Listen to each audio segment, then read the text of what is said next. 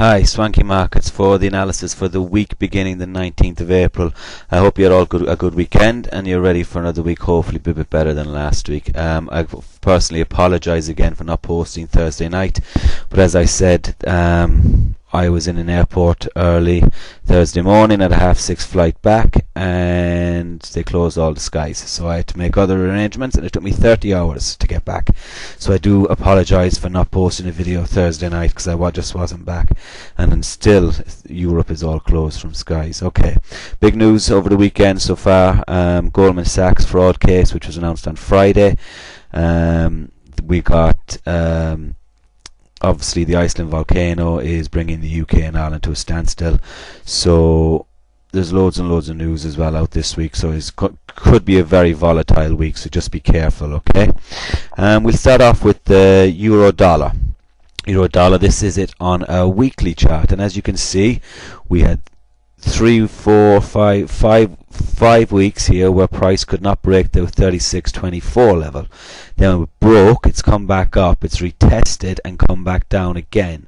So this looks to me like this is actually going to go down, but as I said, be very careful about this. There's news going to be announced during the week on Greece. It's unannounced news and it could be announced at any time.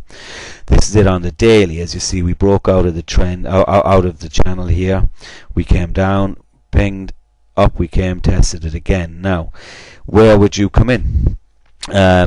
You got to be careful, as I said, as Greece announcements are unannounced. I would watch the 135.80 level. The 135, this level here, I've got it at 35.88. This level is where I would look for a pullback. Last week I said to get it in the 36.80 level here. It pulled back almost to the pip, just slightly above it, and you got a nice short. Those of you who are not in that, then what I would do is I would wait for a pullback here to 35.80, 35.85 level, and I'd enter a short there. The reason is it's 50% to last week's fib. It's the monthly 55 EMA. It's also resistance at the first of the month, and as you can see, the resistance there, and it was previous support and now it's resistance. But I wouldn't put an order. I would actually do this manually. I wouldn't place an order. I'd watch it on the smaller time frames as it nears, and then I would probably enter a short then as I saw it behave, and it was going to head down. So that is what I would do there. 135.80 on that level there. Pound dollar. Couple of reasons to be very careful here. The Iceland volcanoes, it's going to bring the UK to a standstill. You also have the election coming up. There was a debate there, was it Wednesday or Thursday night, and Mr. Clegg from the third party, the Liberal Democrats I believe they are, did really well. So that's even causing more uncertainty on this pair. And then don't forget, as the market opens, we've got UK house price inflation, which is really important report for the UK. If that comes out worse, along with what I have outlined, I'd expect further falls because price came down here. But as you can see, if I show you on the weekly, what I've been harping on about for the last couple of weeks is we're in this upward movement on a downward trend line. Now we're aiming for up here. Now I don't think we're going to get up there. There's going to be a bit of resistance here. Hold on, I just moved that out there. There's going to be a bit of resistance around here, the 55.60 level, if it continues to go up. If we go on to a daily, this trend line here is just pinged off it again. So this could continue up a little bit. However, I wouldn't take a long now. I would have taken a long further down. I won't now. There's too much risk-reward ratio in that for me. There's not enough, sorry.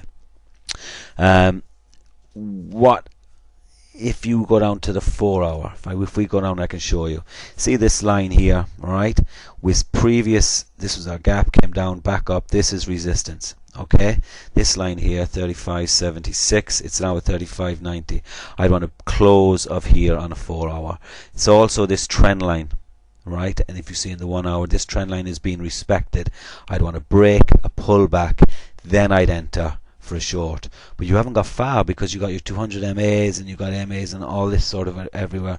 You're also going to have some resistance here at 32.93. So on this pair, if we get a break short here, then what I would do is I'd enter short on the retest.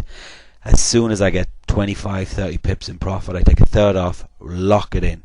If you get caught out, you hasn't cost you anything on the trade. If it comes back and takes you out, this pair is, it looks like it's just, you just don't know. It's just so undecided. So be really, really, really careful here. All right. What else we got? The dollar Swissy on a weekly. I'm leaving this tomorrow. This pair. Look at all these wicks. It's broken it, gone through it, broken it, gone through it. All these wicks. It's so undecided. But if the euro goes down, this should go up. If we look on the daily, you can see here that we've got this resistance here, and what it did last week is it pinged between this level here 0604 and this level 0501. Now if you played that last week, if you're going to continue to play it, I would only go in half stake. We still haven't broken this trend line here. We have not closed above it. We'd want to see a close above that and then a retest. However, your problem here is the 1.0700 is only up here. So if you're going to get if you either take it as soon as it comes out and hope we don't get a retest, and if we get the retest, you're going to have to grin and bear it.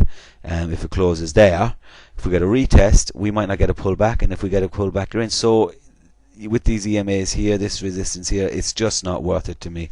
So I would leave this tomorrow and just see how it plays out. Okay.